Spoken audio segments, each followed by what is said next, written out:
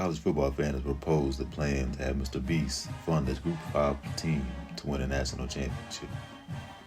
A user by the name of TheHerdBros has proposed a hilarious idea to help boost the G5 chances of winning a college football playoffs.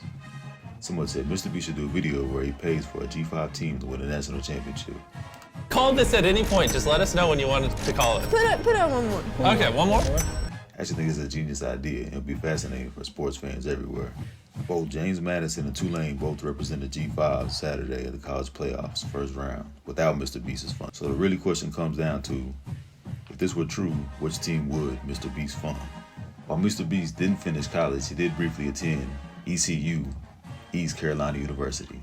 So that would be the perfect school that he would fund, bring them to a national championship. So the real question is, could this really work? Could he take ECU to a national championship?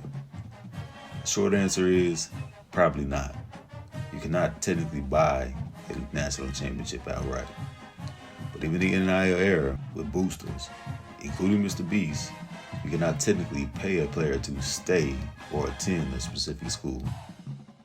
Money cannot be paid for performance and explicitly tied to wins. And any coordinated efforts between donors, coaches, and recruits to exchange money for enrollment could lead to major violations.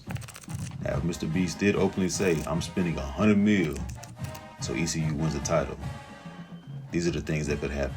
ECU would be immediately investigated. Scholarships could be vacated, postseason bans would possibly be in line, and championships would be vacated if they even won. All right, so let's get to the real now. What would be a legal way for Mr. Beast to actually use $100 million to dramatically increase the chances of ECU winning the national championship? Maybe not overnight, but over a time period. So the legal ways could be use money for facilities and infrastructure, which would include elite training complexes, nutrition, sports science and recovery technicians, recruiting lounges via rival schools, SEC schools such as Alabama, Georgia, Texas A&M. You'd have to spend a boatload of money on coaching staff. You have to hire a top-tier head coach, which is going to be in the range from $8 to $10 million a year. You have to assemble an elite army of coordinators and analysts to help recruit players in and to coach those players up to retain coaches long-term. Another aspect you would definitely have to pour into would be NIL collectives. NIL deals would obviously be important. Ads, appearances, content, a legitimate brand, which would be easy for Mr. Beast to use with his platform of 1 billion or so followers that he will eventually have. But there would be no guarantees, ties to winning a national championship just because of the money that was put in. Another big aspect would be conference leverage. To help ECU become more attractive, they would obviously need to go move to a higher conference and play in a P4 conference. That would be critical. The most obvious choice would be the ACC due to regional alignment. So now let's move on to the timeline problem. Even with flawless execution, year 1 to 3, you'll be building facilities, adding coaches, and increasing your recruitment gains. Year 4 to 6, you would increase the consistency of being a top 25 program and be in contention and being competitive within that nature. Year 7 to 10 is your outside chance to make the playoffs, but a national championship is still unlikely without elite conference access, which money accelerates those progress. Let's move on to the conference ceiling, the quiet killer. ECU currently plays in the American Athletic Conference. That matters because playoff access favors power schools.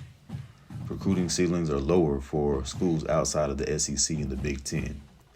And media exposure and prestige compound success. Unless ECU moves into the SEC, Big Ten, and maybe ACC, a national championship is probably unlikely, regardless of the money. Now, the Mr. Beast effect. This is the one real wild card. This is where things get real interesting. Mr. Beast isn't just rich, he's a media empire. He could legally put ECU athletes in a massive platform that would increase his content. He can make ECU the most visible brand in college sports, offer NIL deals which are tied to YouTube and actual media platforms. He could turn ECU into the most marketable underdog program in America. And that, of course, would attract top-tier transfers, filter recruits who want fame and football, and create an NIL value few schools could match. This is the only scenario where ECU could jump faster than normal. Your final verdict? You cannot pay for championships. 100 mil could definitely turn ECU into a top 25 powerhouse within a couple years.